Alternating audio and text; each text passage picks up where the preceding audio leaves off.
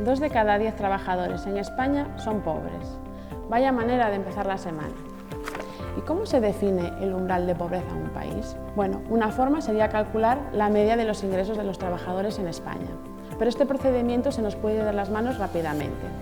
Imaginad, por ejemplo, que tenemos un mini país formado por 7 personas y estas 7 personas cobran los siguientes salarios. Por ejemplo, tendríamos una persona que cobra 1.500 euros mensuales, otra que cobra 400 euros mensuales, otra que cobra 11.000 euros mensuales, aquel señor que cobraría 4.000 euros mensuales, esta chica 2.500 euros mensuales, el que cobraría 600 euros mensuales y el que cobraría 1.000 euros mensuales.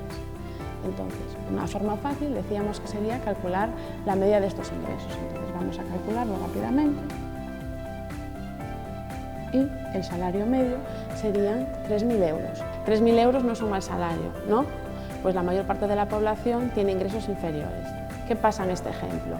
Que Laura cobra 11.000 euros al mes y entonces esto descompensa el cálculo. Realmente el dato que nos interesa es calcular el valor central y ese valor central es lo que se llama la mediana. Para ello, lo primero que tenemos que hacer es ordenar de menor a mayor los ingresos de esta población. Vamos a ordenarlos.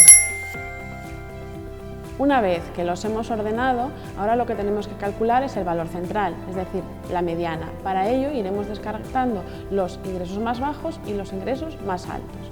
Ingresos de 400 fuera, ingresos de 11.000 euros fuera. Ingresos de 600 euros e ingresos de 4.000 euros fuera. E ingresos de 1.000 euros y de 2.500 euros fuera. Y finalmente nos quedamos con los ingresos de 1.500 euros, que es el valor central de esta población de 7 personas. Suponed ahora que en vez de tener un mini país formado por 7 personas, tuviésemos un número par, es decir, un mini país formado por 6 personas. El cálculo lo haríamos de la misma forma. En este caso, la población ya estaría ordenada. Ahora que ya los tenemos ordenados, vamos a calcular el valor central y procedemos igual que antes, descartando los ingresos bajos y los ingresos altos. Empezamos. Ingresos de 600 euros, fuera. Ingresos de 11.000 euros, fuera. Ingresos de 1.000 euros, fuera. E ingresos de 4.000 euros, fuera. Nos han quedado dos valores centrales, los ingresos de 1.500 euros y los ingresos de 2.500 euros. Pues aquí lo que tenemos que hacer es calcular la media. 2.500 más 1.500 entre 2 nos da 2.000 euros y ese sería el valor central buscado. ¿Y cómo haríamos ahora si tuviésemos una población formada por miles o millones de personas?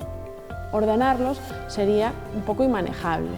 Entonces, lo que tenemos que hacer es agruparlos en intervalos. Cogemos el intervalo donde caería la persona del medio y luego, asumiendo que el reparto es proporcional dentro del intervalo, calculamos la mediana dentro de ese intervalo. Pero claro, para calcular el umbral de pobreza, no es lo mismo una persona que gana 2.000 euros al mes y vive sola que esa misma persona que gana 2.000 euros y que tenga 4 bocas que alimentar. Por eso, para determinar el umbral de pobreza, se cogen los ingresos familiares y se dividen por el número de personas que viven en el hogar, es decir, por el ingreso por unidad de consumo. El 60% de esta cifra es lo que se toma como umbral de pobreza.